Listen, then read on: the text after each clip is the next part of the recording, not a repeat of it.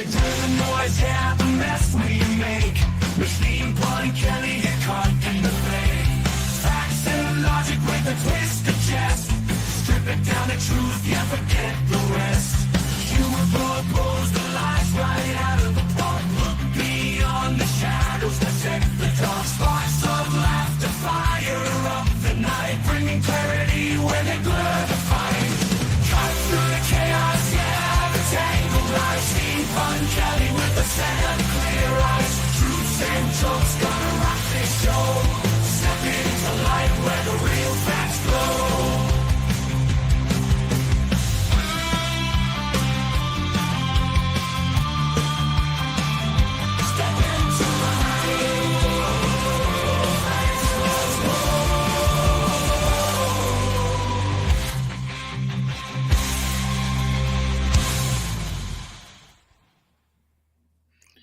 Hello and good morning.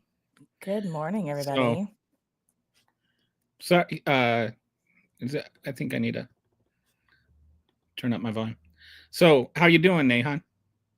You know, I'm doing all right. I'm back in the dining room today because the internet in my office is trash, as we saw yesterday.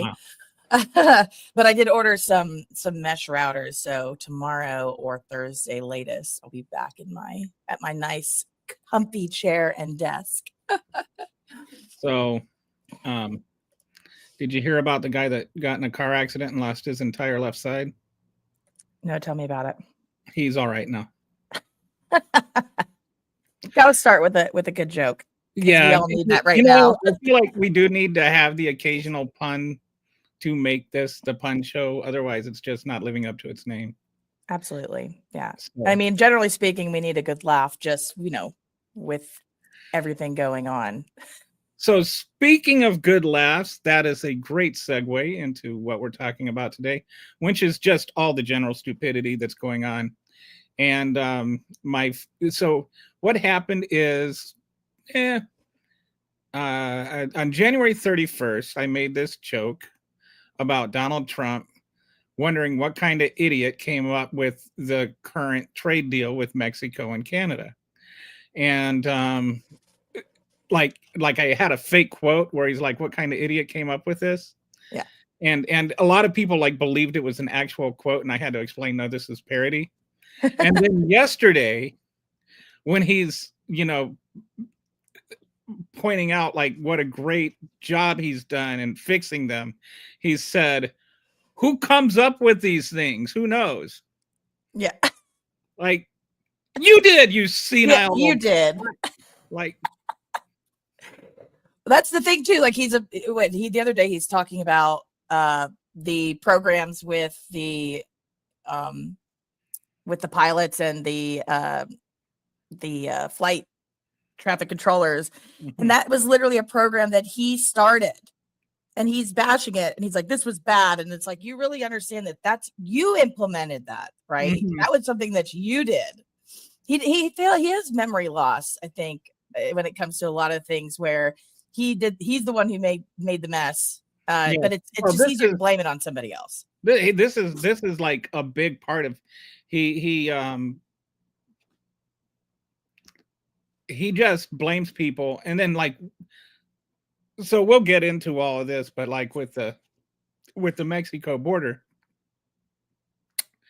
So let's just start off with this one, since we're going that way anyway. So here's the deal. The tariff win. All right, so I'm just gonna share this. Okay.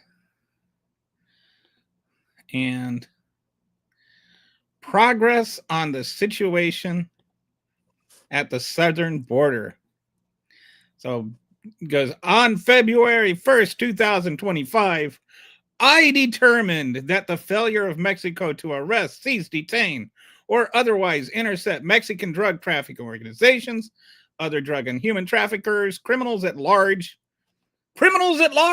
and illicit drugs constitutes an unusual and extraordinary threat, which has its source in substantial part outside of the United States to the national security, foreign policy, and economy of the United States. To address that, I invoke my authority under Section 1708(1)(b) of IEEPA to impose ad valorem tariffs on articles that are products of Mexico. So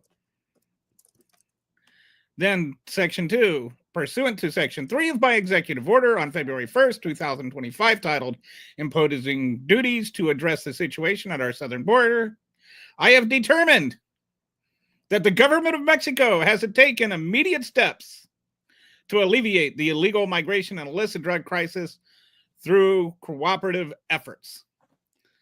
So, guess what measures they took, Nehan? The same measures that they already agreed to make. Oh, even better than that. In December, Biden negotiated for 15,000 Mexican troops to, patrol the border. Well, Donald Trump, in all his art of deal making, negotiated that to 10,000. So there went from 15,000 to 10,000, and so now it's safe. Like, and on our end, we agreed to do something to curtail the amount of guns, 400,000 weapons to arm the cartels. Yeah. I would call that the fart of the deal, not the art of the deal. Yeah, I think I like that. The fart of the deal. It stinks. It stinks. The flatulence in chief. There you go.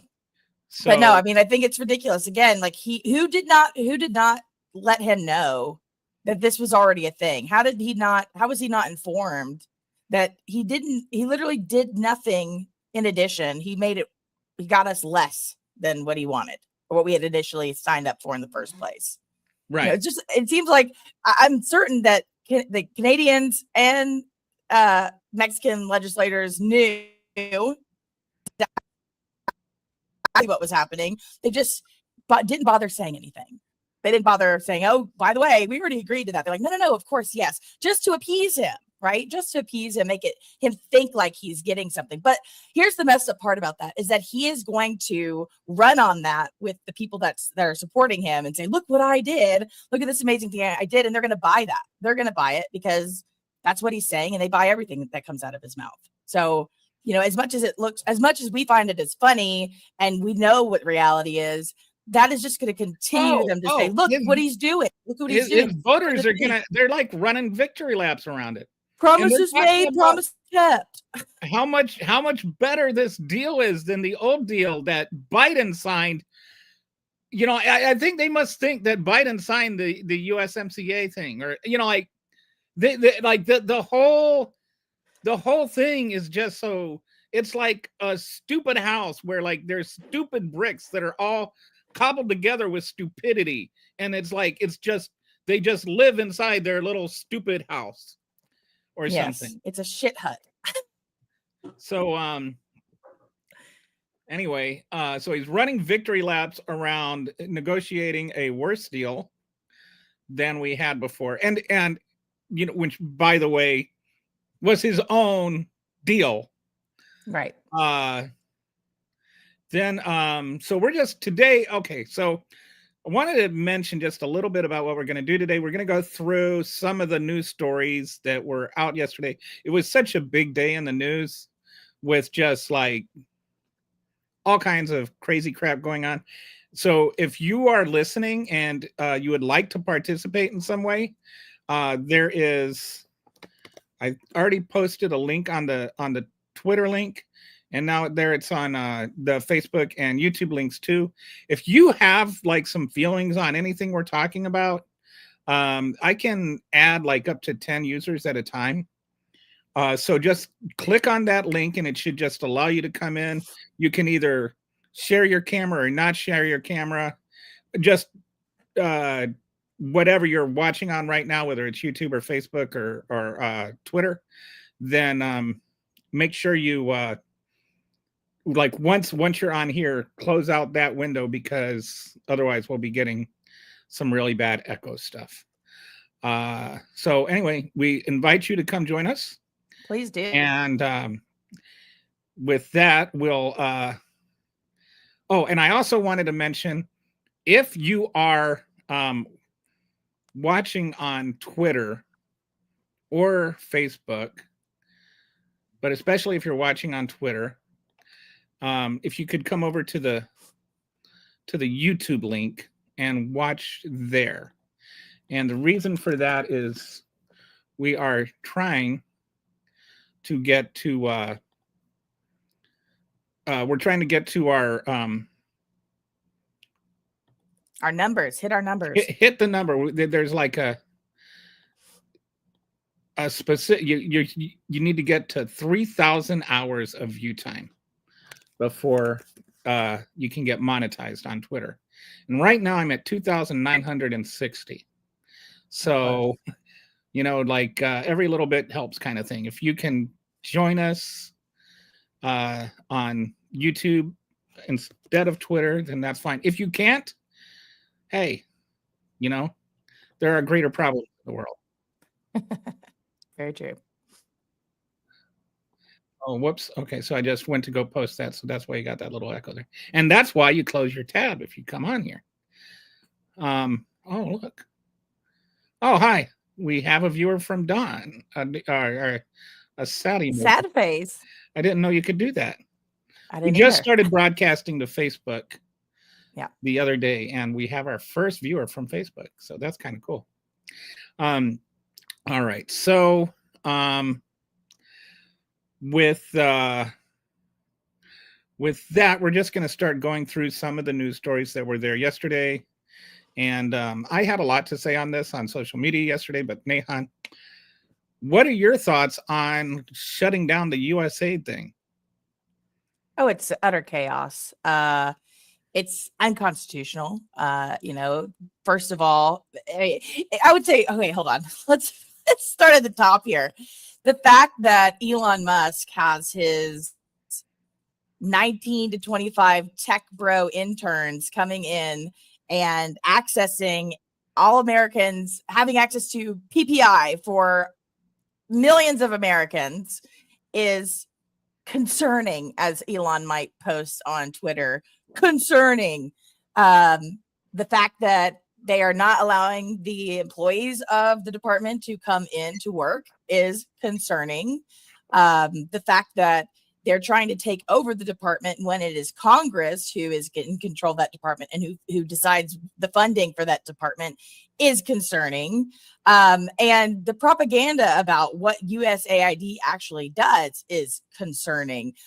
With what's happening right now, is going to take away the mutual aid that we provide to other countries, allows for us to keep a presence and to have trust from other countries in the United States. When we take that away, you have China and Russia right now literally cheering on the fact that we're no longer going to have a presence, or the possibility of us no longer having a presence in those areas, because that's what allows for us to build relationships with these countries. And they don't like that. You know, Russia called for USAID to not be allowed in Russia anymore because of those specific reasons. So those are biggest concerns. However, I will say, though, you know, we've talked a lot about, like, what are the Democrats doing? Get in front of a camera, get in front of a microphone, get out there and do something. And they did do that yesterday. You know, they held a presser in front of the office. I don't remember who the representative was that went to the office initially after they could come in, and then literally held a press gaggle right there before they had like the official setup. But the fact that they did that was good. They turned the cameras off on C-SPAN and PBS after they all, you know, left the podium and went towards the building. I believe that somebody else had posted the video of them speaking with like a representative for the front office of the USAID. Where they're like, you know, they're not letting anybody in. They're not letting the employees in. You know, he's like, I'm just the messenger. Don't shoot me. But, you know, what else? What I'm wondering is what is going to happen next. I see Chuck Schumer saying, oh, we're going to draft up legislation to keep this from happening. Well, I look forward to seeing that happen. You know, again, there is the get out in front of the cameras, get in front of the microphone and do something. Well, let's see what the legislation looks like and what are they going to do in action other than just the theatrical protesting part about it, which again is important. That's what we want. but also what is this legislation going to look like? Well, and is it even possible? Like you mean on either side, or you mean is it possible for Trump and his the cronies to Democrats do that? get any legislation passed right now to Right, stop? right. The Republicans are so kowtowed to Trump that they're literally surrendering their own authority to the executive branch. Like, have they thought about this beyond the Trump years? Like, can you imagine, for instance, if Joe Biden had given George Soros unilateral authority the way he's given to Elon Musk, right? The way Trump is given to Elon Musk, to just go in and shut down departments. And, how would they react to that? Well, I mean, look at how they reacted for his involvement in any politics in general. George Soros's involvement. That is a drop in the water. Soros isn't involved in. Like, they just, I mean, it becomes, it's a anti-Semitic meme. But that they would fully endorse having legislative power granted to them by the Constitution, that they would just fully endorse having that just stripped away unilaterally by a dumb orange turd is beyond me. But I also wanted to mention, like, go back to what you were saying at the beginning with the USAID thing, with the damage that's done. Has anybody, like, am I the only one that sees the irony that while he's complaining about the power that China has gained in Panama, that he's also trying to take away USAID so that in other countries, China can do the same thing. Like, when we stop supporting a nation or an area like that, then what happens is China goes in to fill the void. Right. And that's how China is gaining influence around the world. So it's like, how can you complain about China gaining influence in Panama and then want to give China influence everywhere else? Like, where's they're talking out of both sides of their neck media on pointing this out, like the basic conflict? Yeah, exactly. I mean, it's already done irreparable damage with the freeze and all of that so far. So I mean, however many days in it's already done damage. But you're right, they're talking out of both sides of their neck. They're saying one thing and then they're doing another, right? It's conflicting. But like, I expect nothing less to be happening right now, though. This is just like par for the course for a Trump administration 2.0. I'm not surprised. I think that I will say I am surprised because I didn't think that it was going to go this far so fast. Then again, this is not his first term. This is his second term, and he and his cronies learned a lot the first time around, and now they're switching up the game. And so I wouldn't say like I'm shocked. I am a little bit surprised that Elon is now one of the most influential people in the world, not just financially, but he is first president, first tech bro, Elon Musk, the shadow president. Did you see Tim Walz's post on Blue Sky? Yeah, what did he say? He said Elon Musk is a terrible president. Yeah. No lies detected. I just wish he were. Anyway, Tim Walz is awesome. I know we're missing out there. So, but I will say this also, by the way, just to like piggyback on the fact that what we're talking about, what is Congress going to be able to do? So Brian Schatz out of Hawaii, who is in the Senate Foreign Relations Committee, he said that he's going to place a blanket hold on all the nominees to the State Department until Trump backs off the shutdown of USAID. Yeah, but that's great. How is that going to happen? I mean, what does that look like? There's something like people need to understand this, because I got a lot of this kind of going on social media yesterday. He can do that. There are some if you're on the committee, you can put a hold on certain things. And that's like why Tommy Tuberville was able to put a hold on all those Right, channel with points, Biden. right? So he's using that same mechanism. However, that mechanism can't be applied to cabinet level positions. So a lot of people were like, why don't they put a hold on all the cabinet positions? And it's because they can't. They And can't, right. and Right. it's like, they could, you could say, well, why are any Democrats voting for any of the cabinet positions? And like there's some merit to that, but there's also if just every Democrat votes against every single cabinet position, then the Republicans can just say, well, they're just voting against everybody because of partisanship. So then you've got like to distinguish between a really terrible pick and like a pick that is a threat to national security. Yeah, right. I mean, so okay, out of who we have so it's like far, if you vote against if you vote against the shittiest of the shitty, and you only vote against the shittiest of the shitty, it will mean more than if you just vote against all of the shitty. right. But I mean, like that's it's kind of one of those things that's hard to do a top 10 of the shittiest because they all are pretty shitty, Yeah, no. But I think that there's a difference between like, okay, so this guy that they appointed yesterday, which we can get to in a minute, Chris Wright for Energy Secretary.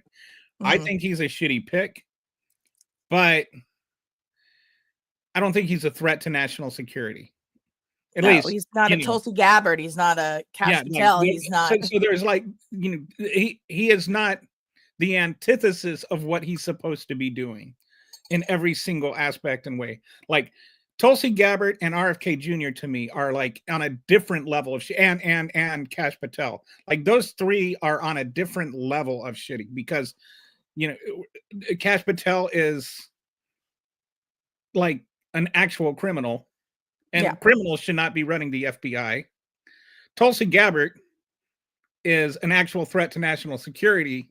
She's a Russian asset, and she is just. But she'll get offended if you mention that to her. Like she's not. God forbid. And then RFK No, Jr. she's some of the lowest hanging fruit there is. And RFK Jr., if he's in charge of national health, then he is a threat to national health, like literally a threat. So like that's what I mean. Well, did you see this morning that Senator Cassidy voted for him? Supposed to be doing. They are the threat. You don't make the threat the protector. It's like putting Jeffrey Dahmer in charge of the FDA or something. It's like there's a point where it's got to be, and I think if you pick those three, and I mean Peter Hegseth is like a distant fourth, but like distinctly fourth. Like I mean he is an if you he is the like what they want to call a DEI hire. DEI, like he is not there based on merit. He is there based on ideology. I mean, look at who was running it before. Look at all the accolades that who was Biden's I would have told I'm trying to remember his name. Lloyd Austin. Yeah. I mean, decorated official. Like there is no comparison, right? None. But to be fair, Hegseth is white. Yeah. Well, that is a qualification for this administration. Yeah, exactly. But no, I mean, Pete Hegseth again, like he's already in there. Kristi Noem's already in there. I am concerned about Pam Bondi as well. I mean, I have a list note on my computer where I was going through all of the nominations that Trump was making, and they all have skeletons in the closet. So there is not one single person on his list that I have found that does not have a serious problem that should concern us all. So picking out the top 10 is a feat and an accomplishment, if you can call it that. Yeah, I mean there are definitely issues with all of them, but there are like even larger. Where I would distinguish a bit is which ones do you have some hope of getting Republicans to vote against? Like if you can get, some of these, there should be at least 4 Republicans that are willing to say, you know what, we should not have a Russian asset running our national security. Like that should be a no-brainer, And Lindsey Graham coming out and saying he's okay with it. Poor John McCain just cannot Rolling. get any fucking rest. You know what I'm Yeah, saying? no. Yeah, Like- right. I mean, and you're right. Like, don't put the enemy in the position of power that is going to have control over key issues that are important to the American people. So, segueing from that Oh, wait, hang on before we move on. to Chris Wright being confirmed, though. Oh yeah. Well, again, why would we want some U.S. senators to confirm the fracking CEO of Liberty Energy, Chris Wright, as the energy secretary, who says that climate change is a hoax? Oh yeah. No, and like I said, I definitely have issues with Chris Wright, but at least he has like some experience with energy, and it's like, the Republicans are not going to nominate somebody that actually believes in the science of climate change. Like that's just not going to happen. Right. So you have to accept, and it's not like he's going to lose. Like you're not going to get Republicans to vote against him, and that's where I'm saying Right. you might be able to get some difference. Where can you move the needle in some form or fashion? Yeah, exactly. Well, and like I said, if you can get 4 Republicans to vote against it, then it's a fight worth having. If that's feasible, but it's not feasible that Wright is gonna, not get every single Republican voted for him. Yeah, and it's also important if we get all Democrats to vote. However, John Fetterman has just decided to not vote or, do the fucking job he was hired to do. So, there's one less vote for us. With so any leverage he we voted have no is against. dwindles. He did vote no against Hegseth. Right. Yeah. He voted. So he voted.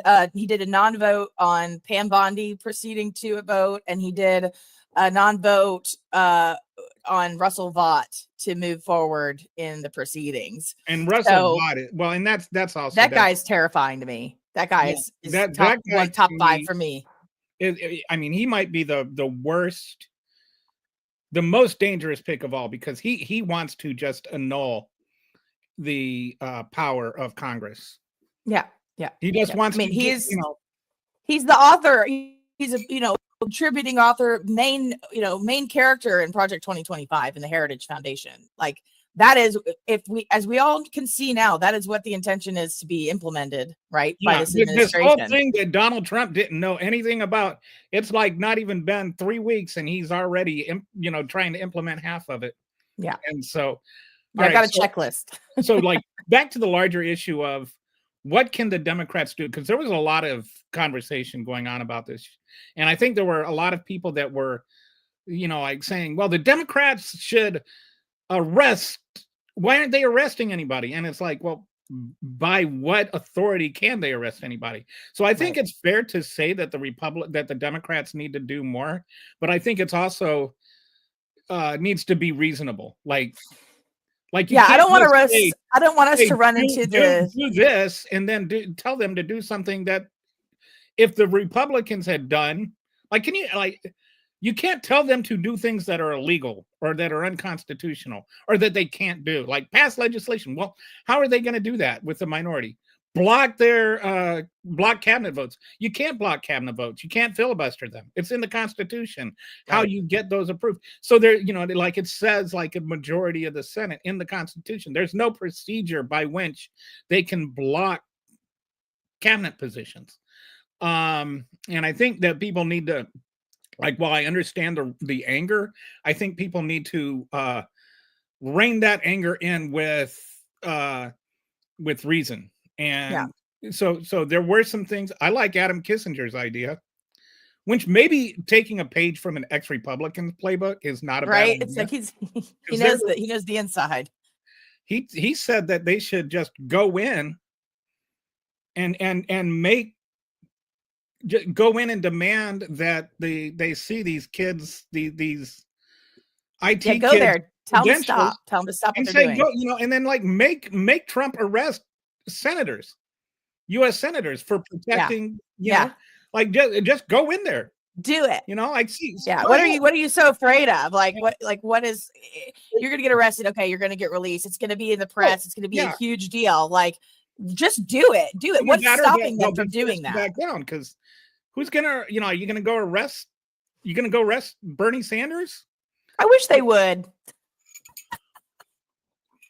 I wish they would. But really quick, just to comment on what you said before, and I know the focus on that is big, but where we're talking about Congress should do something, the Democrats should do something. I hope that we are not echoing the whole idea of, well, Kamala was vice president. She should have done it when she was. Well, she couldn't do it. So we have to really understand that there are limitations to what can be done. However, I do think that it's important that it is on the record, that Democrats are putting on the record what they are trying to do. They're not just like laying back and taking it, that they are putting forth legislation to show that they are trying. Even if they are know doing it's something. going to get defeated, at least, yeah. That's that. And and there's other things that can be done. One thing I think that we should be doing more of is, I like the idea somebody had about doing these. Remember, sorry, got some reflex action going on here. I don't know if you remember this or not, or you might have been a little young, but like when the ACA was being passed and there were all these town halls that were going on. Yeah. And they'd have all these people that would go and they'd raise up they'd rabble rouse these town halls, right? And I remember. And stir up hysteria about death panels and all that. We should bring back those town hall meetings. And like have our senators and congressmen hosting town hall meetings that people could come up and address their concerns, because that did a good job of stirring up the nation around the issue. And so I think that, like this idea, and I think that, where we could like resonate with even the MAGAs is this really what you want? Do you really want to surrender control of Congress, to surrender its control to the president? Like, not just is it about Trump, but this is about the balance of powers. This is about the Constitution. This is going to go beyond Trump. Like, unless you're willing to say that Trump is immortal and he is never going to see power, in which case that's a whole different discussion. Then, but you have to admit that at some point that it's going to change hands. And there's a very distinct possibility that it is going to change hands to a Democrat. Now, do you want a Democrat to have the same power you're giving to Trump right now? Right, exactly. That's the problem, I think, is that everybody's like, oh, it's great. Trump's immune to everything. It's like, well, you do realize that at some point in time, if those rules apply, they apply to any president. It doesn't say in the law, only President Trump is immune because of, with his presidential powers. No, it is anybody. So if Kamala Harris was elected, those same rules would have applied to her too. And I think that you're right. The focus that I think that an argument that can be made to reason with the Republican Party or people on the right is, do you want a mass amount of power to be in the hands of one individual, regardless of party, right? Because I don't want that kind of power in the president's hands either. That's not how this works. That's not how the Constitution is set up for this country to run, and rightfully so. So I think that's a great way to talk to them about that. But again, right now they're blitzing and celebrating what they think is happening right now, which is literally everything that had already happened. So again, I think that there's going to be a time and place to have those discussions. Right now, it's what are the Democrats doing just to make it known that they vehemently oppose all the chaos that's occurring right now. Right. Yeah. And I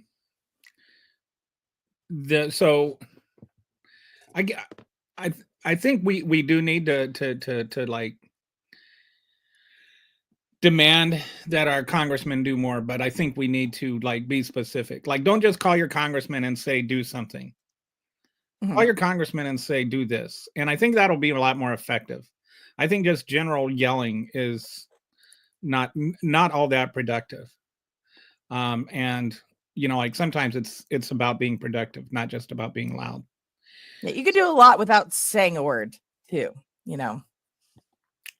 So let's move on to the next topic, which is another victory lap that he is running right now. And that is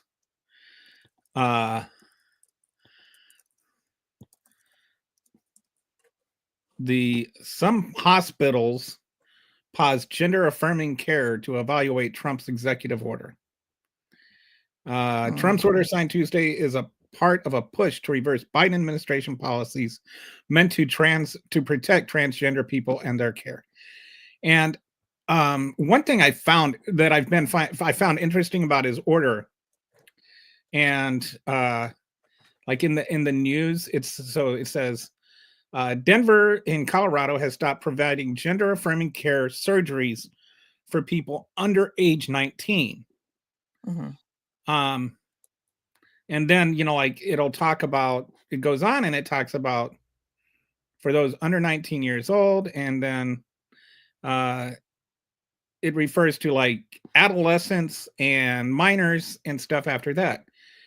Now, maybe I'm just getting old, but isn't 18 an adult? It is. Okay. It is. So Yes. some of these under 19 people are actually adults who should be able to make their own adult decisions. They could go to they can sign up for the military. And then it gets down to here, and gender affirming medical care for transgender youth isn't common.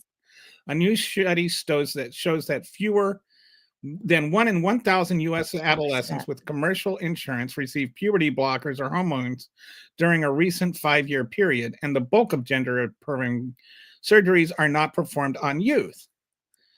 So it's really just about hormone blockers, which can be reversed. Right. And the reason that we have hormone like that, first of all, the Republicans act like hormone blockers are permanent or just assigned. They just let's Bobby comes home from school and he goes to Target with dad and he wants to buy a pink shirt. So then they rush him off to the emergency room and chop off his dick or something. Like that's that's the way they make it sound is like there's no care that no prior care that goes into it, that it's done on a whim. Right. Yeah, they go to school, girl, they come back a boy. Yeah, and even the language in the executive order contradicts what actually happens in affirming care in the United States. It's not really sterilizing, mutilation, maiming, all those scary words. All the scary words. Yeah, but that's not how that works. They like you said, they act like it's a one and done thing, or it's just like, all right, so I've got a wild hair and I want to do that. That's not how that is. But that's how they get people to sign off on that, and how they scare people into thinking that's what's happening, so that they will agree to that this is the way that it should be, because it's scary. That's what they do. They scare people. I just know from my own family. I have a trans nephew that he is, I think now 15 or 16. Mm-hmm. And in Minnesota, where it's they're pretty well protected there, he hasn't had any surgery. Right. He's had counseling because there is gender dysphoria, and so I think it's a minimum of 2 years of care, that like of just counseling, right? No medications or anything, no hormone blockers or anything like that. But if you're a transgender, I think it's transgender male is how you're supposed to say it. His assigned gender at birth is female, and right, he identifies as male. And it was around 12 or 13, I think, that he, came out to his parents about all that. And he's been going to counseling since then. And they just want the best for him. Right. But even in Minnesota, he can't have like the downstairs surgery until he's 18, whatever you call that. But when you start, if you're, assigned gender at birth as female, you start getting boobs, right? When you start hitting adolescence. And that Right. can become, and you go through body. If you're assigned male at birth, you start going through changes that are going to have a permanent impact on you, right? Right. So what is wrong with somebody that has been through counseling for years and getting hormone blockers that can be reversed? I cannot think of anything wrong with that. It's in a doctor's care, and it doesn't, like, what really gets me about this is it's like, what does it affect anybody else? Right. Exactly. Well, I mean, again, it doesn't affect anybody else, but the narrative is that teachers in schools and counselors and at your kids' schools are telling your kids that they should question their sexuality, and they're being taught these things in schools, so they're being exposed to these ideas, and that's why all these kids want to be transgender now or whatever. That is why they think that it affects them, because that's what they're being told. That's what they're being told. It's so cool to be transgender. Everybody, Yeah. like, remember how you thought the coolest kid in your class was transgender? Yeah, totally. Like, nobody ever picked on the transgender people. Yeah. Because they were so cool. It's like, who would wish that? Yeah, no, it's not a choice that somebody's making. I mean, what masochists are out there? Yeah, I mean, come on, let's be real. Right. Did you know over half of transgender kids try to commit suicide? Yeah, before absolutely. they graduate from high school? Yes. Like, I mean, that's it's and now when they want to take away any chance they have of healthcare. So they're actually trying. The ones that are really damaging children are the ones that are trying to like make this illegal, taking away their care. Right, exactly. It's doing a lot of harm, and they could care less. It's again, this is how they're able to keep their followers in line. Is that I think that's like kind of the main tactic is the fear thing. That's kind of what he's constantly done, and what the right has turned into since Trump has become, the leader of that party, has been to instill fear. Not that they weren't using that tactic before, but it is so prevalent now that you can't separate the two within how they go about doing business and legislating things. It's sad. They make it seem like, so one of the things, okay, so this is what I meant to. All right, so that article, I wanted to point this out, that fewer than 1 in 1,000 transgender children receive this kind of care, right? Or 1 in 1,000 children receive this kind of care. About 1% of the population in general is transgender. So that means that one out of every 10 transgender children are not receiving care already. Right. Exactly. So it's like, so I thought, he's not, I don't know if I can put this the right way. He's saying he's the president for everybody. He's going to, pass all these laws and executive orders going to help the American people overall, when he's focusing on, in a negative way, a percentage of the American public that doesn't affect anybody else, right? But the care that they get doesn't harm anybody else. But what they're doing is harming them, which is, again, less than 1% of the population, which is just, like, make it make sense to me. Make it make sense. Why? I really can't wrap my head around why that is a focus. It is just fear. Again, it's just fear. I think it's not so much fear as rage. it's rage baiting, and it's not that they're afraid of transgender people. It just angers them that they exist. Like, how dare these people be allowed to exist when they go against my religion? It's Yeah. Well, I think it's a combination of both, though. Again, like, how does it affect you? They're being told that their kids are being taught this in school and told to transition while they're by their teachers and counselors. That's the fear part. And then the rage part comes in. How dare they do that and take away my rights as a parent? And there's rage. And how people exist outside of the fact that it could possibly be affecting you or your family members in like a school setting or what have you. I think it's a combination of both, which is effective. On that. So let's say, like some of this parental rights stuff, right? So you go home and you've got a homophobic dad, right? And you're a 14-year-old kid, and you go home and you come out to your dad, and he beats the shit out of you, right? And he finds your book, one of those books that's banned, and he beats the shit out of you. Is that a parental right to beat the shit out of your children for being gay? Like, there's reasons some kids don't want to tell their parents they're gay. Right.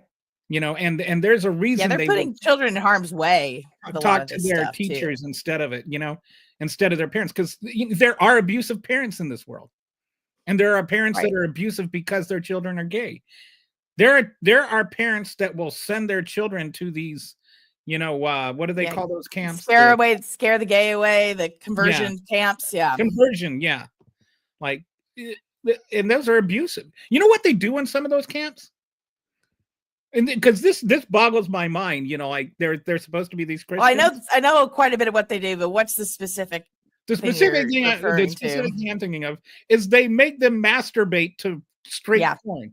Yeah. Right. Yeah. So that they'll learn, they'll like train their brain to be attracted to the right gender. And it's like, this is your Christian behavior. That then once they're straight, do they have to does Mike Johnson approve of this? Exactly. Do they have to tell Mike Johnson when they want to go jack off? Yeah.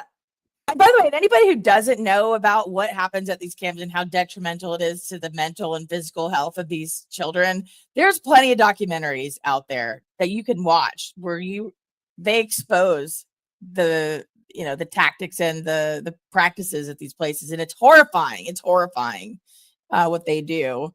But just to your point, Kelly, where you said, does a parent have a right to beat their kid? If you take the I'm gay element out of it, no, this is, I guess, how you would make the argument for, do you have the right to beat your kid? Generally speaking, no, you don't have the right to physically assault your child.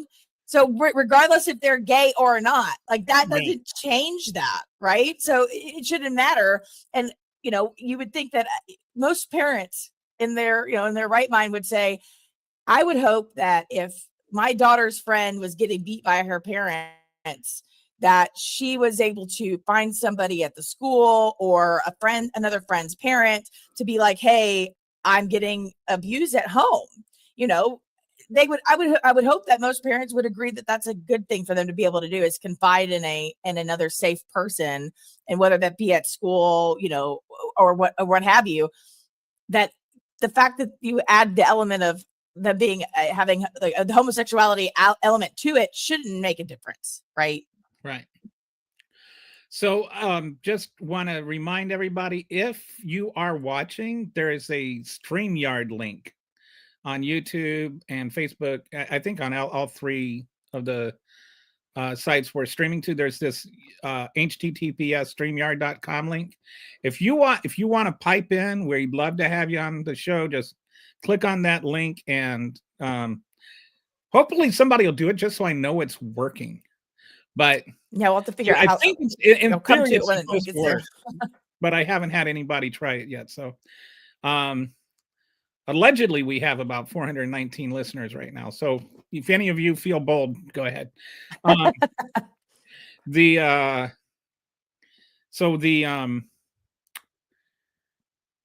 just, where were we? Oh, yeah, the abuse of. I just like. I think that it just people forget that there are reasons some kids don't want to tell their parents these things, Right. and it's because their parents don't react well.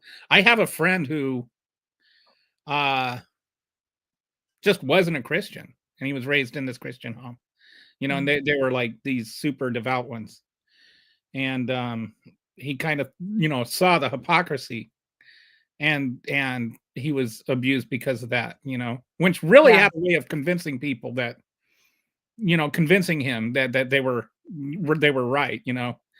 It's like you beat the love of Yeah. Christ in Great you. argument, guys. um Yeah. No. I knew people that, of course, living in East Tennessee, there's a lot of that going on.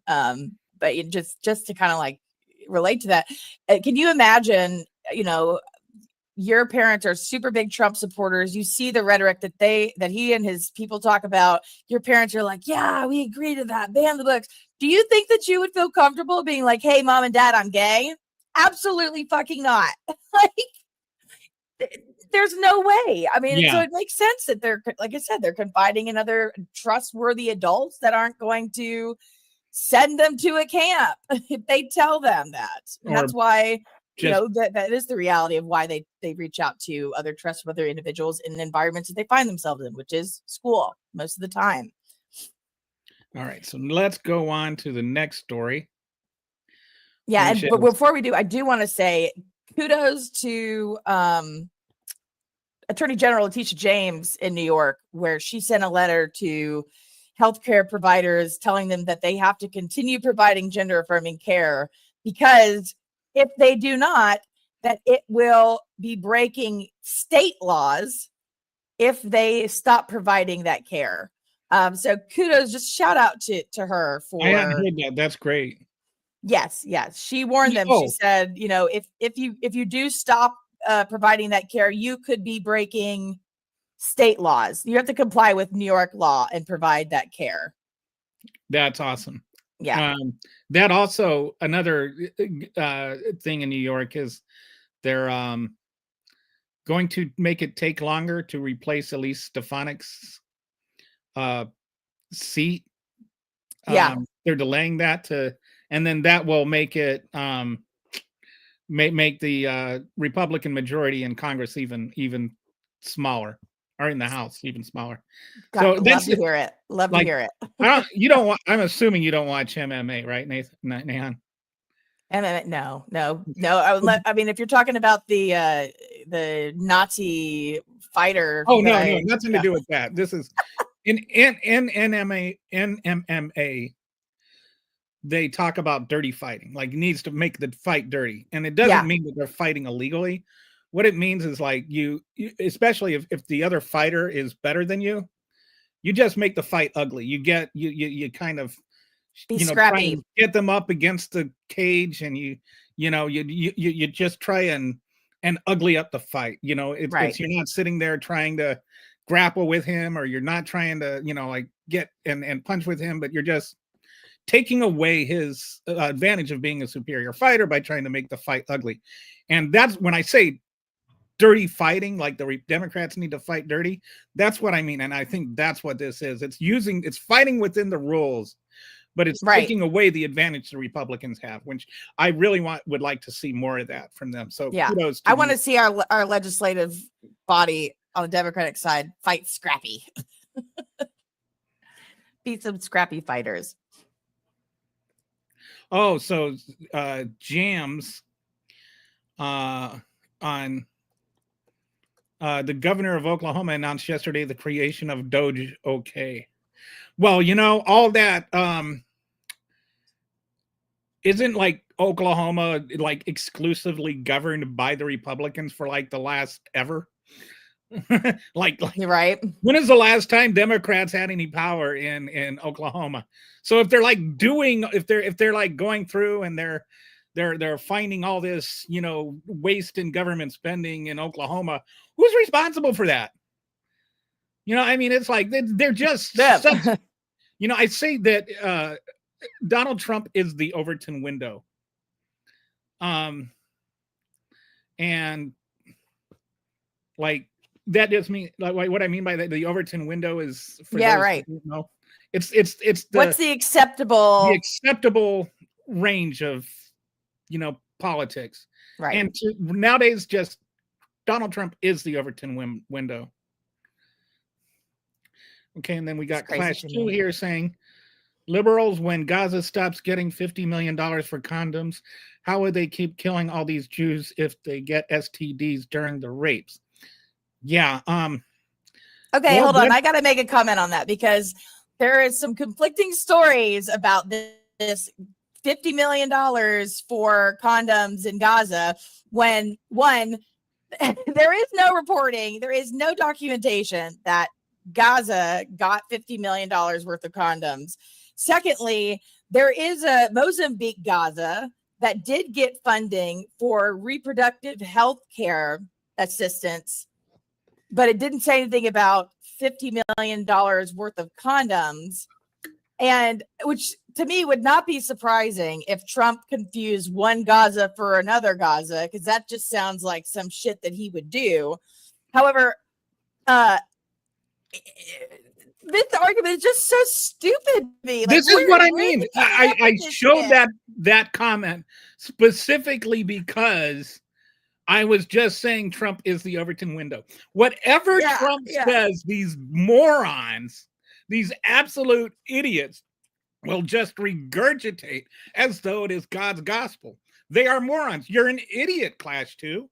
You're an idiot. How about you actually expend your reading? Like, no, the U.S. press secretary did not show the proof yesterday. The U.S. press secretary is a liar.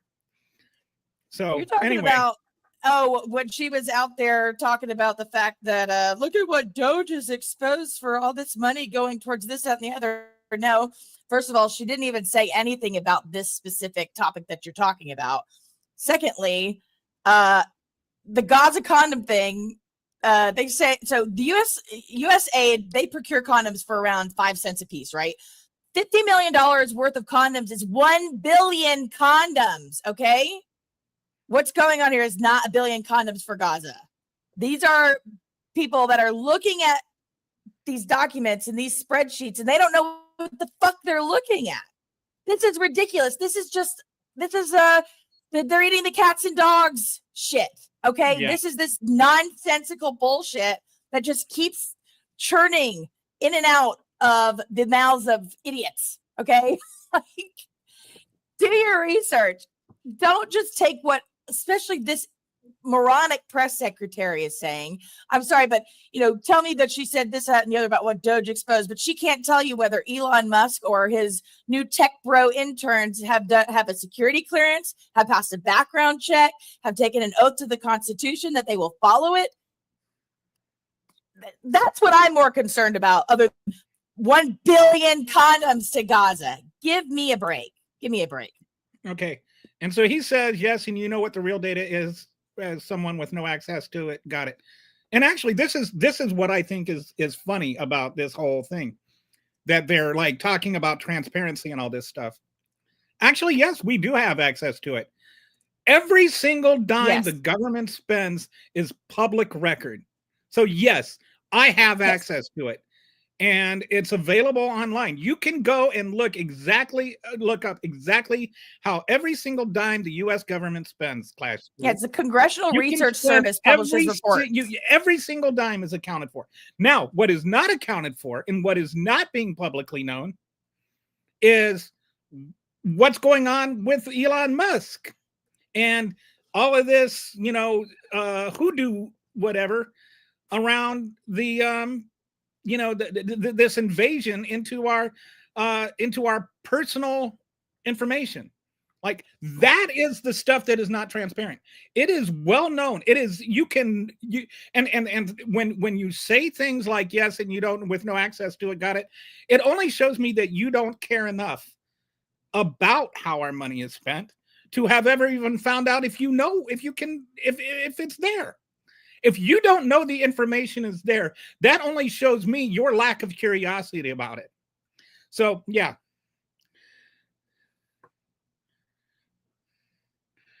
No, I didn't What? just say the government can't accurately identify their own information. Okay, so that's enough from you. We're gonna move on. With So our thing. to say this. So not only does, like, let's say, for example, USAID release reports on where their money is spent, they even provide a map that shows what countries are receiving assistance from USAID. There are reports. They do a report every fiscal year. They explain it breaks it all down. So the information is there. It's not up for interpretation or guessing what it is. It's literally there. You just have to take the time to read it and actually read it without some prerogative and some narrative that you want to create with like 1 billion condoms to Gaza, so. And the other thing that they do is, like, Elon Musk was talking about these $1,000 coffee cups. And so I posted about this on X and Blue Sky yesterday, but just to clarify here for anybody that didn't see that, the way defense contracts work is they itemize everything, and then they total it up, and then they divide, then they add like an overage cost of 10%. And that's because, things are not always, sometimes it takes a year or two before the projects go. Sometimes they just go over. If you've ever had work done on your house, sometimes, cost, there's overrun, right? So they build that in so that they don't have to, because, they're budgeting the money years out. And what they do, just for whatever reason, and it's the way it's always been. This is not something that started under Biden. This goes back to the 80s and the $600 hammers. What they do is they'll add the total amount of the cost. So, like, let's say, just for, to make the math simple here, that you had ordered an airplane for, I think, like an airplane, like some of these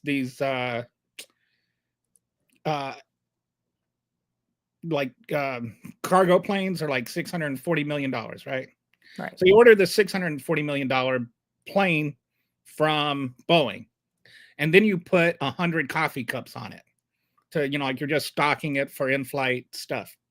All right, then that would be like 101 items that are $640 million and $640 million and $1, because, like, for the coffee cups. Then they just divide that total number by 101. And then, so then it looks like you're paying $6 million for a coffee cup. Right. Like, but you're actually paying $640 million for a plane and $1 for a coffee cup. Right. So that's so then Elon Musk either doesn't understand that, in spite of all the fact that he has had more contracts with the U.S. government, paying him more money than anyone in the history of history. Right. And so he doesn't know that's how it works. Or two, he's disingenuously lying. I believe it's the latter. Let's figure out. So I mean, here's the funny thing, though. Even with all the access that they're getting, they're still spreading lies. It's like, you literally have more information than any of us have in front of us, and we can find what we have, and you can't even tell the truth. Well, they have our, or figure out what the hell's going on. It's right in front of you. It's chaos, literal chaos. So anyway, like, that's all that nonsense. Like, Elon Musk but beyond all that is, where is the constitutional basis for this one person to have a line item veto on how our money is spent? The president doesn't even have that authority. Right. So why does Elon Musk? Why does Elon Musk have more authority over our budget than Donald Trump? When you can answer me that question with something in the Constitution, then we can talk. Until then, sorry, Elon. Yeah, well, good luck. It's not there. These are unprecedented times. Nothing like this has ever occurred before in the United States. Oh, no. It is crazy. So, all right, now let's go on to Ukraine. And Trump says he wants Ukraine's rare earth elements as a condition of further support. President Donald Trump on Monday indicated that he wants to reach the agreement with Ukraine to gain access to the country's rare earth materials as a condition for continuing support for its war against Russia. Speaking to reporters in the Oval Office, Trump complained that the U.S. has sent more military and economic assistance to Ukraine than its European partners, adding, "We're looking to do a deal with Ukraine where we're going to secure what we're giving them with rare earth and other things." Okay, so first of all, I don't think that it's true that we have, like, maybe more than any one individual European partner, but Europe as a whole has given more money to Ukraine than we have. We're not the only ones sending, and we're not even sending money there so much as we're sending aged out military equipment that we then use to replace and pay American jobs to do that. Yes. You know, but setting that aside, you know what this made me think of is an extortion racket. Yeah. Like, oh, you want it, you know, you have to pay for protection. You know, like, he's running the government like a mafia. He's a mob boss. The Don. Like, the only way it makes, like, there's no way that Russia having Ukraine is good for America. No.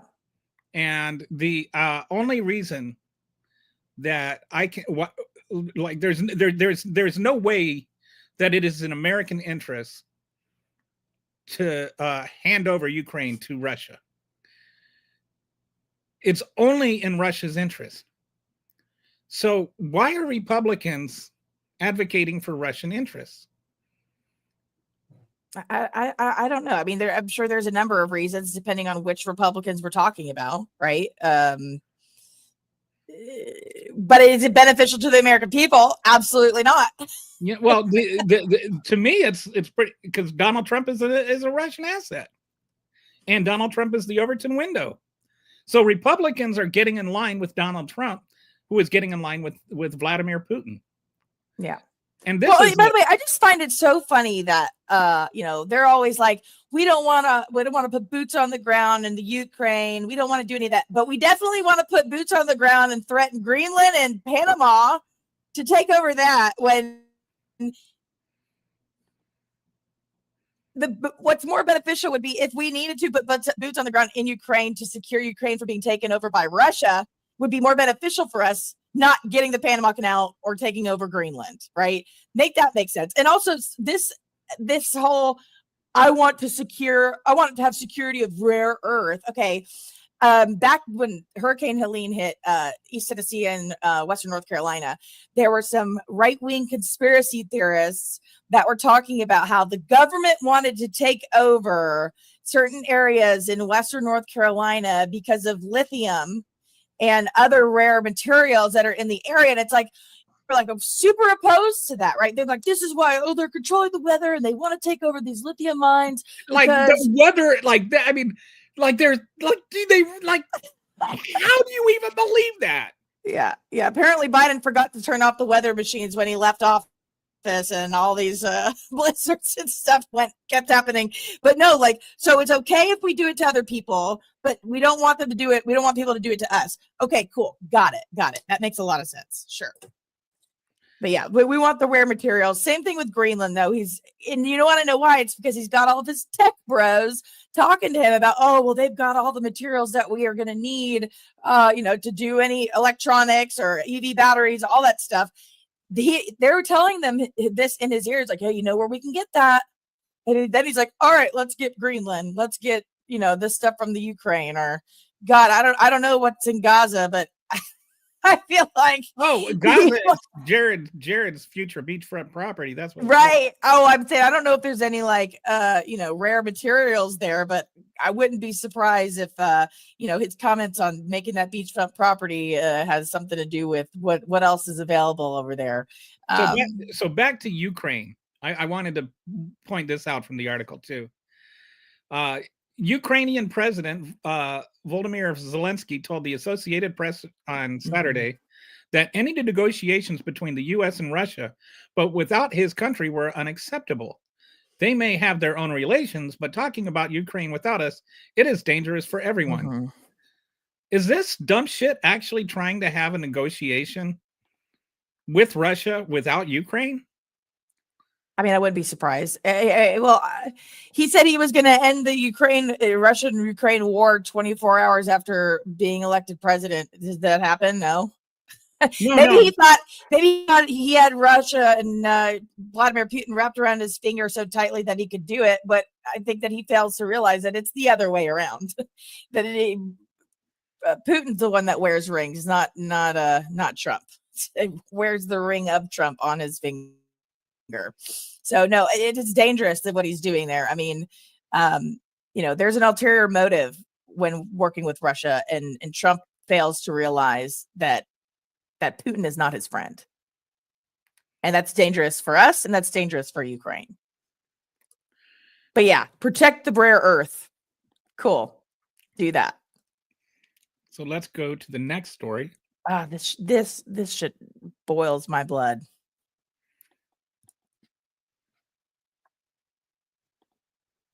Did I do that right? Am I on the right one? Yes, you are. Okay, yeah. So, all right. So now, troops arrive at Guantanamo Bay to prepare migrant detention center. And I would like to point out that there is a, first of all, on this, in the 90s, Bill Clinton kept some Cuban refugees at Guantanamo Bay. Mhm. And there is a dishonest conflation going on with the right of that with this. Like, why weren't you complaining when Clinton was doing it? Well, when Clinton was doing it, there was no Gitmo. Right. When Clinton, like, Gitmo was built by Bush too, right? It was built to like the prison, the actual prison did not exist when Clinton was there. Also, where is Guantanamo Bay? In Cuba. So he was keeping Cubans In Cuba. Cuba, right? So it's there is a bit of a distinction here between an indefinite detention center that is not even in our own country, where the same laws don't apply. Like, what is the difference between a detention center and a concentration camp at that point? Right, exactly. There's not any other than the words that they're using. That's it. Only in name only is it different. And it's like, okay, well, they're not gassing them, but that doesn't, like the Hitler didn't start off. It's called the final solution for a reason. Yeah. Like, yeah. And this the Lincoln Riley Act. Lincoln Riley, yeah. Calls for 110,000 new beds for migrants to be detained. And what's his name? Goodness, the Star Trek guy. The Asian Star Trek guy, the Japanese Star Trek guy that was George Takika. Yeah. Sorry. George Takai. I think it's how you say his last name. Yeah. Takai. Yeah, he's been posting on Blue Sky, and I know he's probably on Twitter. I know what these are like because I was in one. The Japanese concentration camps, internment camps. Well, specifically, he said that there were 100. I didn't know this. There were 120,000. Yeah, and they've got 110,000 additional beds. That means, and we've already got more than 10,000 beds. That means that there will be even more. And so it's like, and we can say, you can say, oh well, the Democrats did that. That was FDR, and it's like, yeah, FDR was wrong. Like, what is the hard part about that? Like, I don't care which side it was. I'm not in this for sides. it's either right or it's wrong. Right. And so many of these, like, and you keep, oh, like Puerto Ricans are being detained, are Yep. being, arrested. Native Americans are being Just if arrested. you're brown or if you're not speaking English, or Yeah, even if yeah. you're brown and speaking English, doesn't matter. It's starting to seem like racist or something, No, what? The United States military, government, racism? No, there's no way. Like when you start arresting American citizens for being brown and speaking Spanish, that starts to seem, just a wee bit on the racist side. A wee bit, yeah. So, You mean add that to Border Patrol Barbie cosplay Christie with her Border Patrol bulletproof vest on, deflecting questions from the press about are women and children going to be and families going to be held at Guantanamo Bay. And she's like, well, we're doing today is we're targeting the worst of the worst, the criminals on our streets that make it dangerous. But then you have the press secretary coming out and saying, if you entered this country illegally, you're a criminal. So if they're talking about taking the criminals off the streets, that means the children broke the law. The mothers broke the law. They're not violent criminals, which they said they were going to focus on. And those are the people they're going to send to Guantanamo Bay. They're saying you're a criminal regardless if you came here for asylum and you crossed the border illegally or not, because now you can't use the CPB app anymore to go through the proper channels to do it correctly. So now anybody that's here illegally, whether it be asylum seeker or not, is considered by the current administration as a criminal. And so, they're deflecting on whether they're going to use Guantanamo Bay to hold people there indefinitely, whether it would be women, children, and families. This is this is the beginning of some very dangerous territory that we're stepping into. Extremely dangerous. Yeah. And they keep wrapping, like it says, to halt the border invasion, dismantle criminal cartels, and restore national sovereignty. Okay, first of all, I'm so tired of the word invasion. Yeah. Words have meanings, and the definition of invasion is an instance of invading a country or region with an armed force. All right, with an armed force. Are these children armed? Right. Is this a force? Is this another country? It's not an invasion. And dismantle criminal cartels. These are not criminal cartels that are being, like, if they are actually a member of the criminal cartel, they should not be deported. They should be arrested and imprisoned. Right. If they're doing cartel activity on American soil and committing crimes on American soil, then I am all for them going through the process of getting prosecuted and absolutely and imprisoned. But just saying you're brown, therefore you're part of a prison cartel, is not doing that. No, and restore national sovereignty. What national sovereignty have we lost? How do you restore what hasn't been lost? Like, all of this is just bullshit rhetoric to justify racism. It's like Stephen Miller just masturbated over this paragraph over and over again. Dude, this is his wet dream for sure. And I apologize to everybody for putting that image in your head. No, but if this is the way that it's going to go, and I don't see how we're going to be able to put a stop to it, right? As unfortunate as that sounds, or do it in enough time to where it's not going to have extremely bad implications and repercussions. Wait until you have American citizens sent there. Yeah. Wait, is that what it's going to take for people to wake the fuck up? Is that really what it's going to take? I mean, you already see Trump supporters who have had their partners or family members, friends, people they know deported, and they're pleading with the president to not do these things. Like, okay, it's happening already. They're like, oh,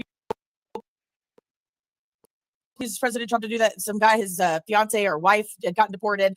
And it's like, so there's that one guy. Well, wait until they send them to Guantanamo Bay instead of just deporting them. They're like, all right, well, they're a criminal. So as you said, if they're a criminal, then they should be convicted of a crime and charged with the crime because they did violent crimes or they, criminal activity. But if they're saying that they're a criminal because they are here illegally and that's it, then they can hold them at Guantanamo Bay indefinitely without due process because they're a criminal already. Like it's like where there's no line being drawn. So it's a fucking free for all, right? And I would like everybody's going to be affected at some point in time. That's what I'm wondering. Is it going to take that for us to do something about it?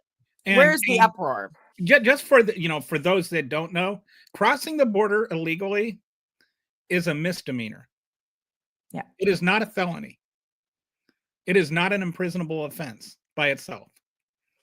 Isn't it a Class C or a Class E misdemeanor? I'm not sure. But I know it's a misdemeanor and not a felony. And it wasn't even criminalized until relatively recently.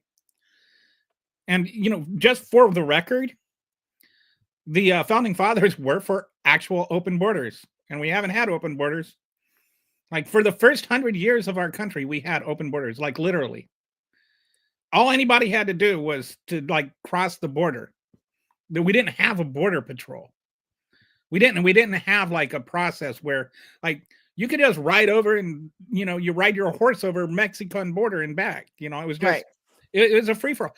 And just for the record, I'd like to point out that the first immigration laws were not to keep Europeans from coming. They were to keep Chinese people from coming. Literally, the first law was, a 10-year ban on Chinese people from being able to come over to the country. Then in the 1920s, I want to say, I'm not sure on that. You'll have to check me.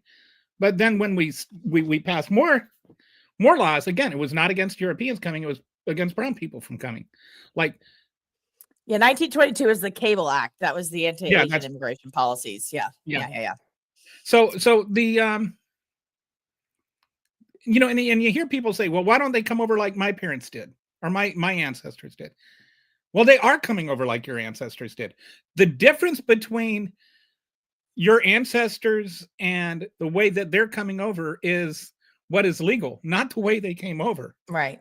It's not like your ancestors applied for a visa and came over here or something like that. Or they went to the U.S. Embassy in Italy and said, I'd like to come over. No, they got on a boat and they just came over here. And then they just signed their name at Ellis Island, and that was it. That was their entire process. Yeah. Here's the shit that pisses me off about that. Oh, my relatives and my ancestors coming over.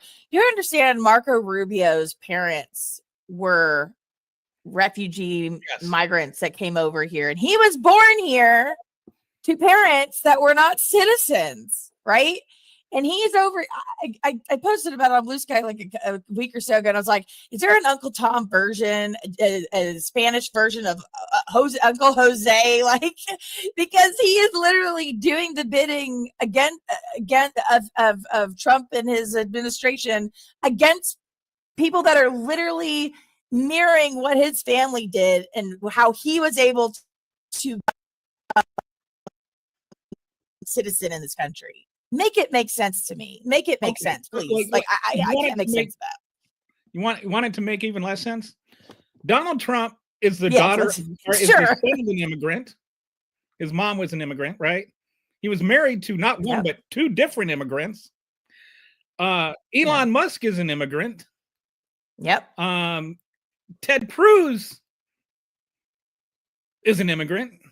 Yeah. It's so if they make this birthright, if they change the birthright law, how far back do they go? Because if they go back just not very far from now, wouldn't Barron Trump even would Marco Rubio not have citizenship because of the fact that his parents were not actual citizens? Are there transitory properties to this? Is what you're saying? Yeah. Right? Where does it begin and where does it end?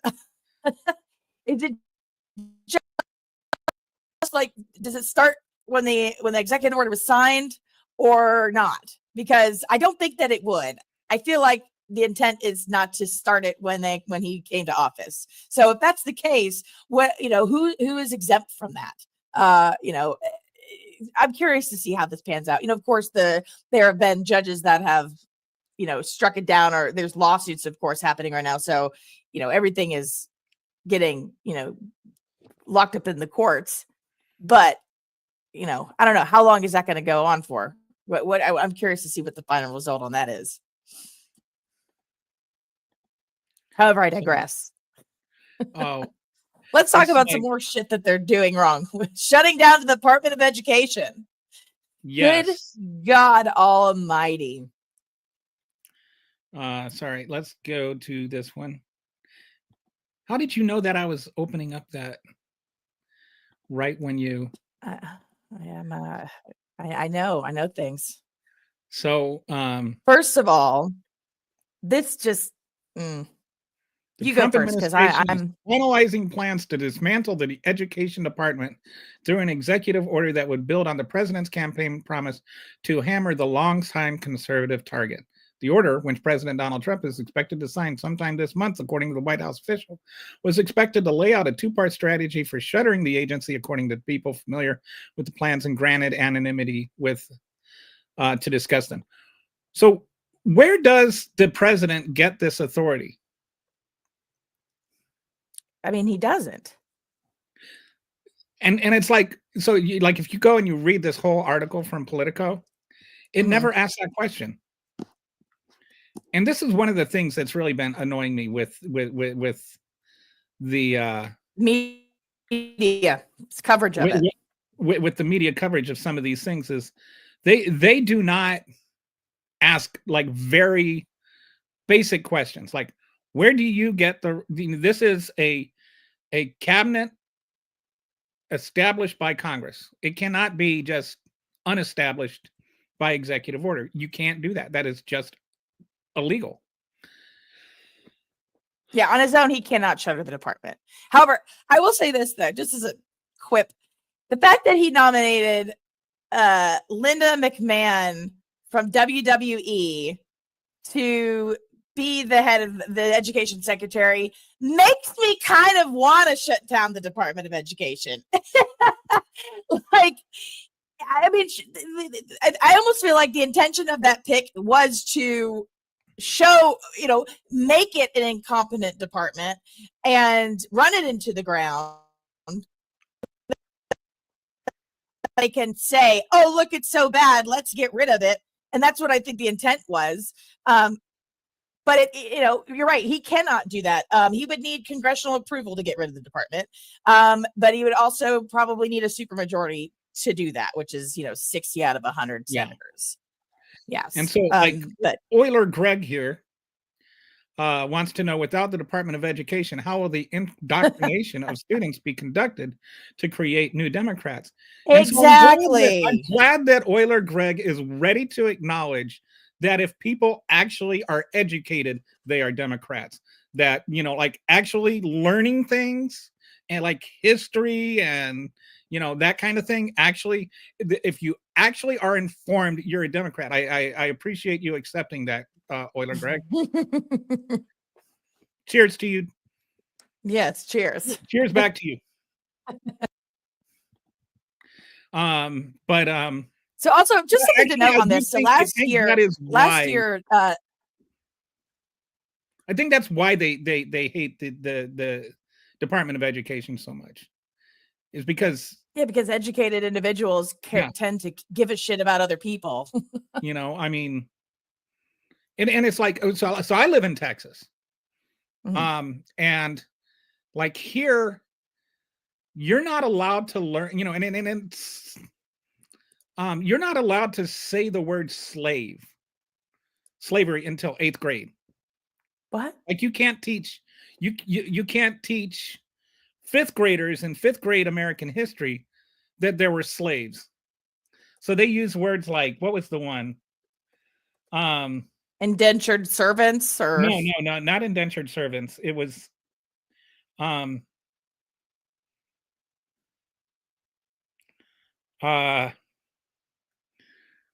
involuntary immigrants or something like that. I can't. like they end up having to word salad their way around the word slave. Yeah. See, I know that because I live in Tennessee, that they've also done some weird made some weird changes in regards to critical race theory or just curriculum involving the legacy of slavery, racism, all of that kind of stuff. So I don't think what's happening in the state of Tennessee is any better, but I'm not familiar about a specific on when they can teach things regarding the word and use the term slavery. But I would not be surprised if it's similar here as well. When it comes to like just completely fornicated up states in terms of the government, like Florida and Texas get all the attention, but Tennessee is severely underrated. Like pound for pound, they're as fornicated up as Florida or Texas. Yes, we are. I mean, good God, look at who's representing us.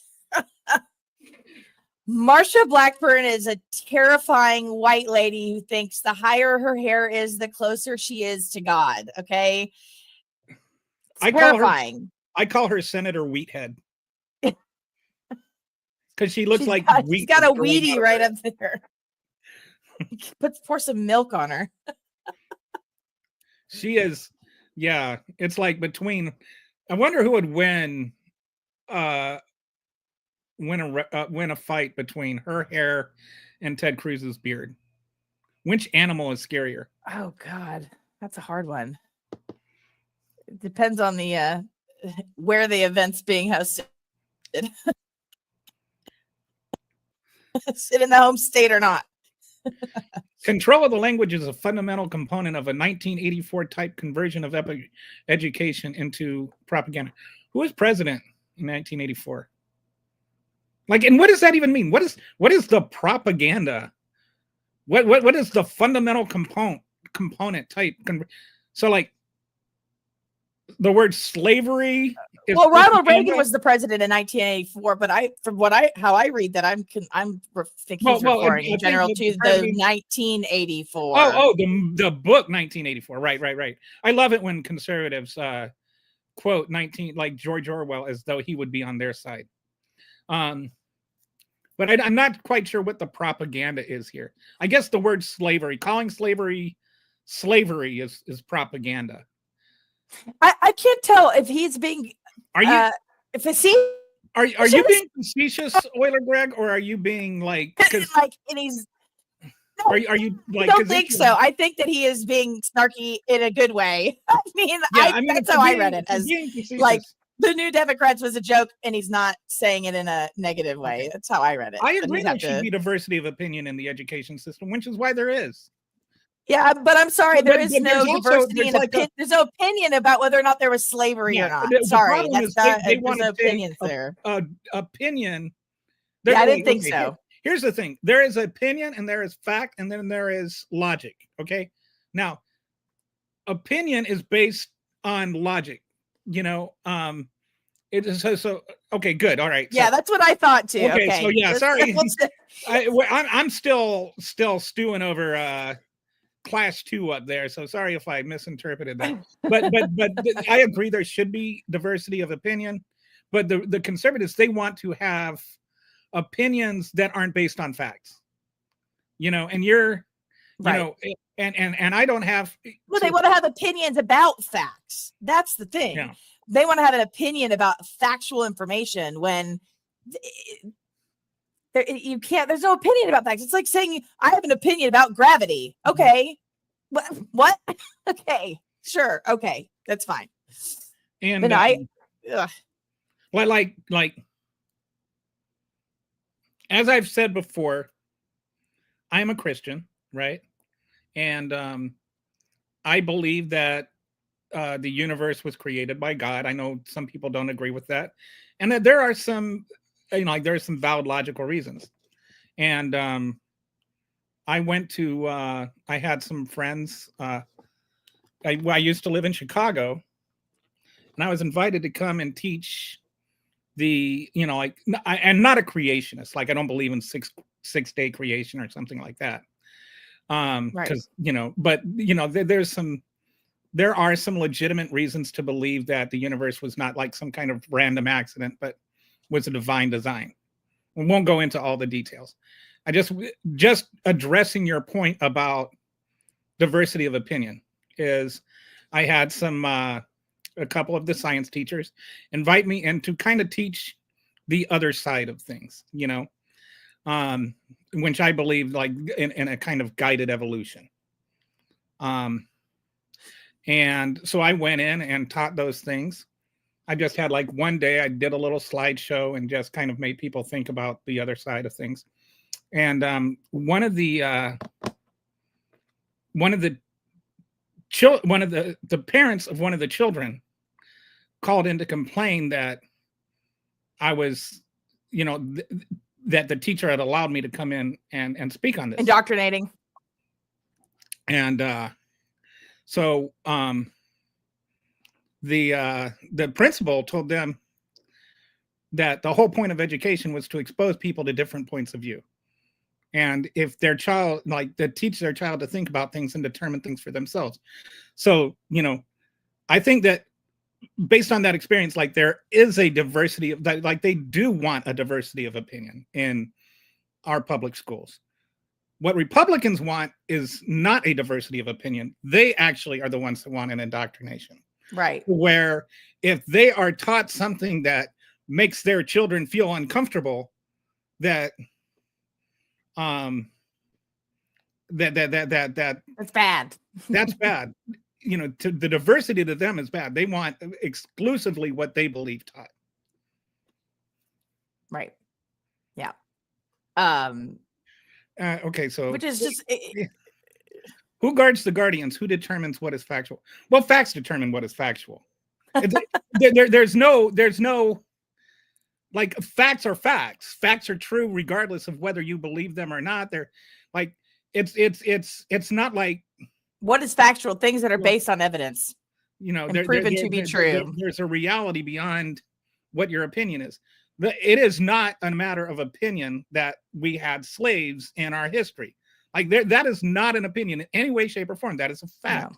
No. Now, how that slavery has impacted present day society is a matter of opinion that, you can constitute based on a number of facts, and people can have different opinions on it. But you can have a difference of opinion on how much slavery has on the modern day, but you can't have an opinion on whether or not slavery existed or whether Jim Crow laws existed. There are things that actually happen. There are real events, and those are not opinions.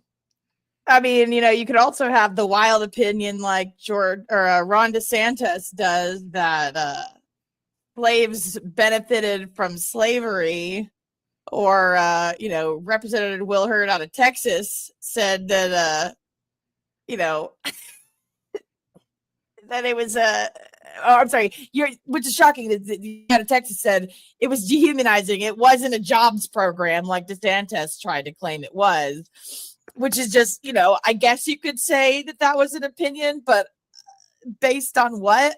I don't know. So he says not all, no, I disagree. You can't pigeonhole all conservatives that way. I'm not talking about all conservatives. I'm talking about the conservatives that want to shut down the Department of Education because it teaches things they don't agree with. Right. No, but Greg, he says that's a straw man. Nobody is saying slavery. But there are people that say that they are claiming, or they're either claim that, and that's kind of an extreme claim in our opinion, or fact that is not reality, or that it wasn't the way that they say it wasn't the way that it said that it was, right? They're saying it didn't go that way. That's not how it really went down. Because teaching those things makes people feel uncomfortable. So we have to, that's so funny. The whole safe spaces and snowflakes arguments that the right always says the left has, come to find out that's what they're looking for when they don't like feeling comfortable talking about these types of topics.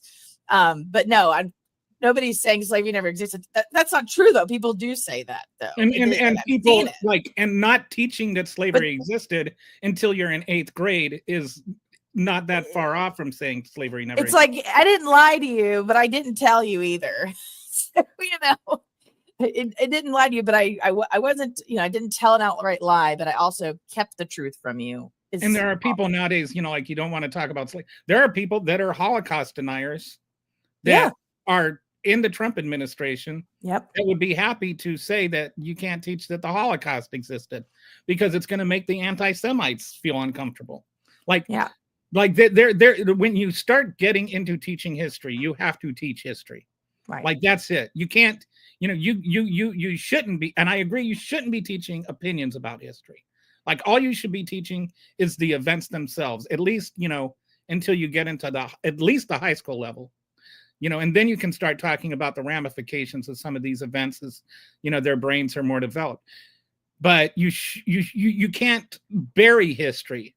There's actual studies that go on that when you learn something, there's a synapse that forms in your brain.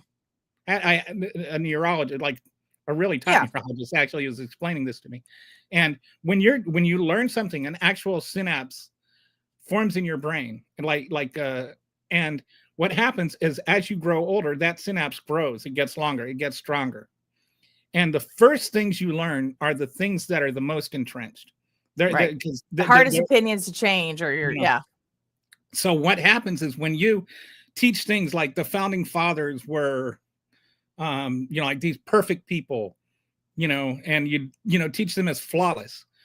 And you say, okay, well, why do we need to teach our children that Thomas Jefferson had slaves?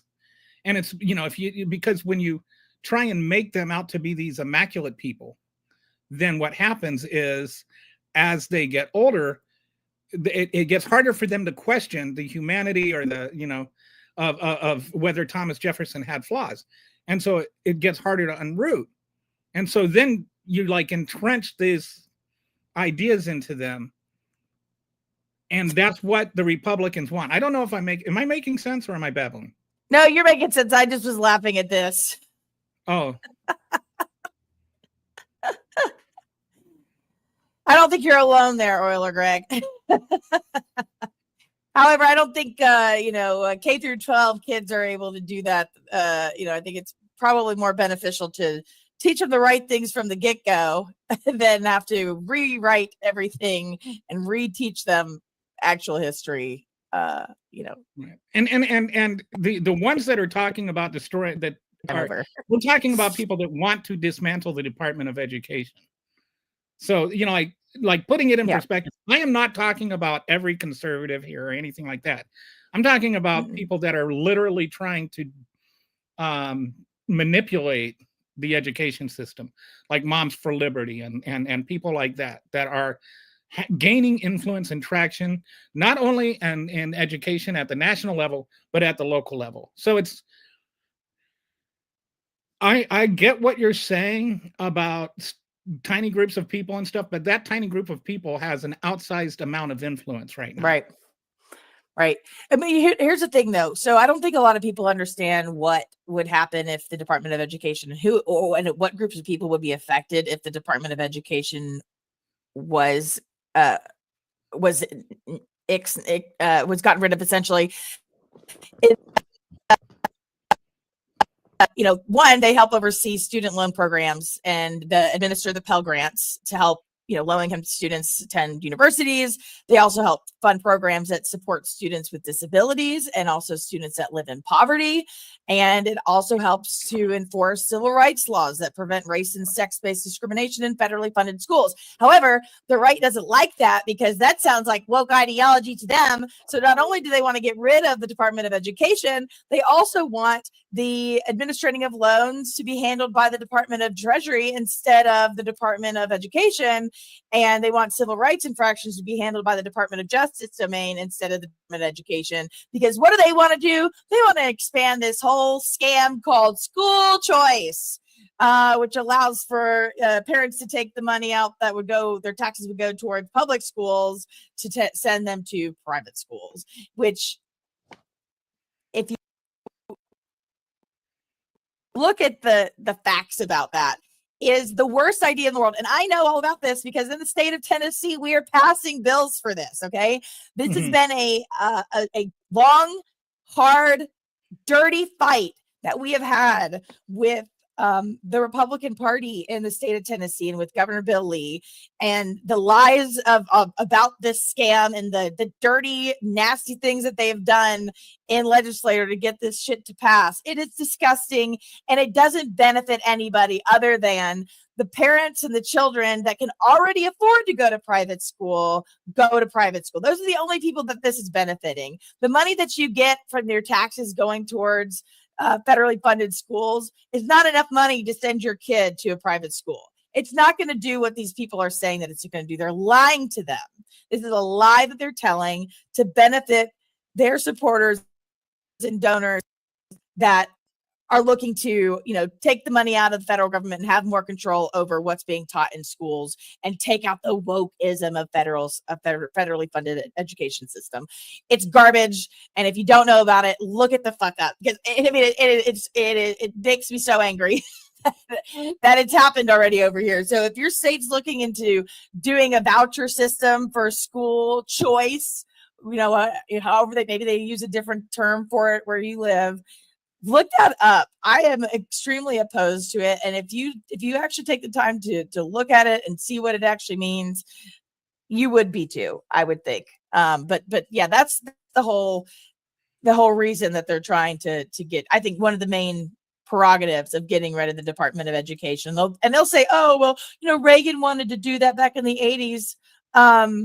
No shit he did, because he's just even though this is not the Republican Party of Reagan, they like to go back to that and say, well, Reagan did it. That's because we want to have those type of policies. It's garbage. It's a lie. It's not true. But however, we can say that, again, Trump can't do it on his own. On that, I would just like to build one more point that school segregation has gone up exactly along with the the entrenchment school choice voucher system. School choice. And I don't think that's a coincidence. A lot of that is not it's more about not wanting to send your school to kids with black kids than anything. Yeah, it's a feature, not a bug, Kelly. It's not. And the thing is when you take, so let's say you've got a school with 100 kids, right? Right. And you take out 20 white kids and you put them in private schools. And so you take out 20% of the funding for that school, right, and with these vouchers. It does not cost any less to heat the school.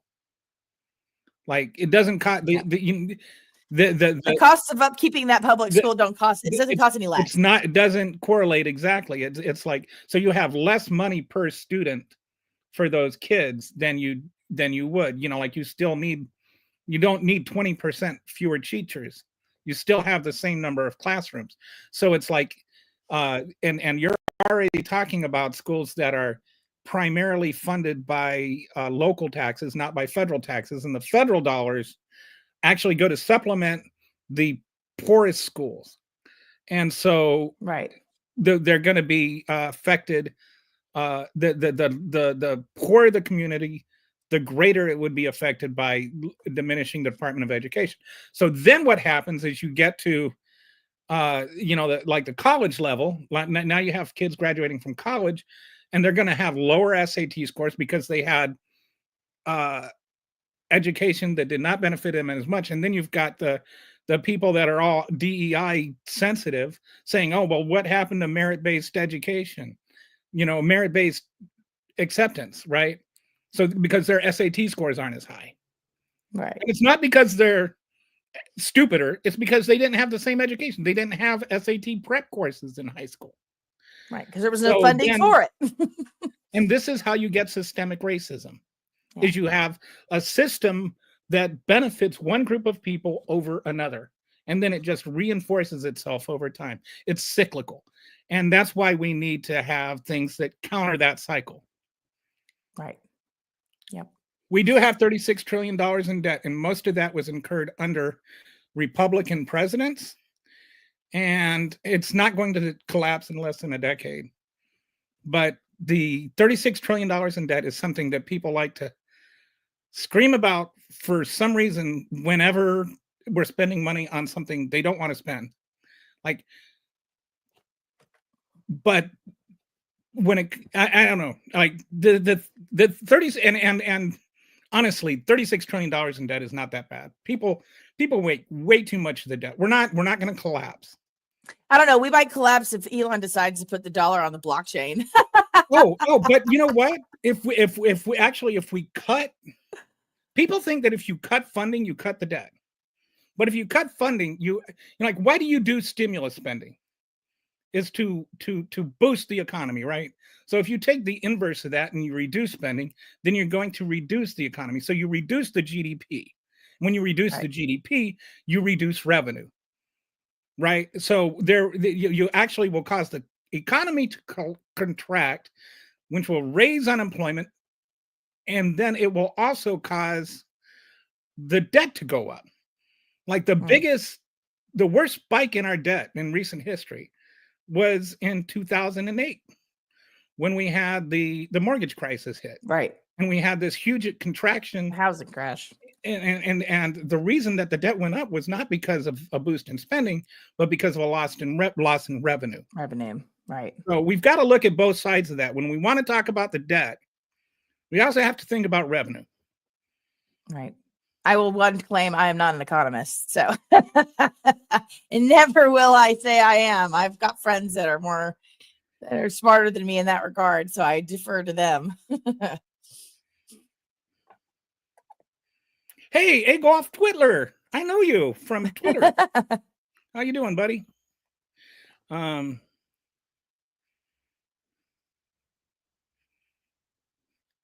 Right. And I think the last time when was the last time a Democrat left office without decreasing the deficit? I think it was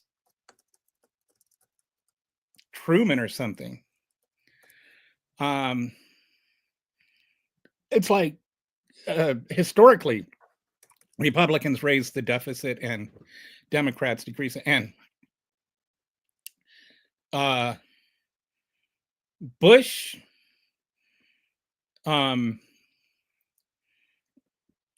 So since Reagan, the Democrats have left office with a lower deficit than they inherited. Clinton left with a balanced budget. But yeah, so it would have been since Reagan, whoever was before Reagan.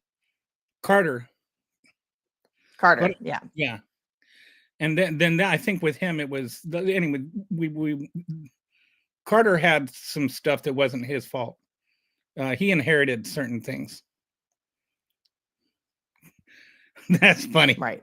We can buy Greenland sheep and sell it to cover the debt. That's pretty funny.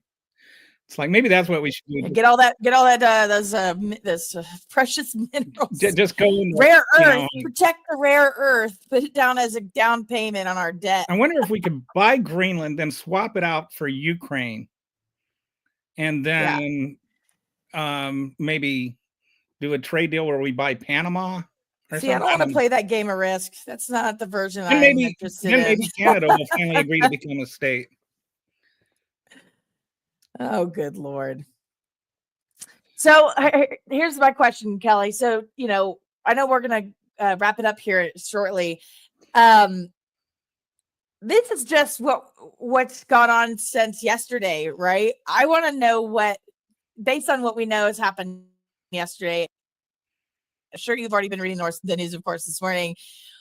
What do you think the top story tomorrow is going to be that we are going to talk about? Okay, I have not been able to follow it along, but I think Screechy Crazy Pants is doing another hearing today. RFK Jr. Oh yeah, is he? Okay. Yeah, I think there was. I think so. So I know that. Hold on. Well, this morning I saw that Senator Cassidy voted on that this morning. Oh, did they? Yeah, they set the vote. Senate Finance Committee set to vote on the RFK Jr. nomination was they just cleared the Senate Finance Committee. They advanced it his nomination to the full Senate vote. So the committee have voted to advance it to the Senate, the full Senate vote, and Cassidy was who we thought might have be like, hold back and actually be the doctor and, the professional person that he is, do the right thing, caved and folded and voted to move the nomination to the Senate floor. So, well, that doesn't is mean what she won't vote against the actual confirmation. Hopefully. True. We will see. We will see. But Donald Trump is the Overton window. So like I think that should be our new tagline. Yeah. Move it. Yeah. Move the Overton window. We need to make a shift in that for sure. Hashtag flip Greenland. Oh goodness. Yeah, so listen, I guess we just have to keep promote. I'm going to promote people actually coming on and doing some commentary with us. I know that it's we got to make sure to. I think I'm going to share the link more often throughout the show so that it's there wherever there's commentary on there. But I'm excited to talk about what happens today, tomorrow. And just want to thank Greg for the spirited and good. What's the word? Just the reasonable debate. Agreed. We don't mind disagreement. But as long as it's respectful. So, all right. Unlike the other ass clown. Right. So, all right. Well, thanks for watching. We'll see you here tomorrow. Same time, same place tomorrow.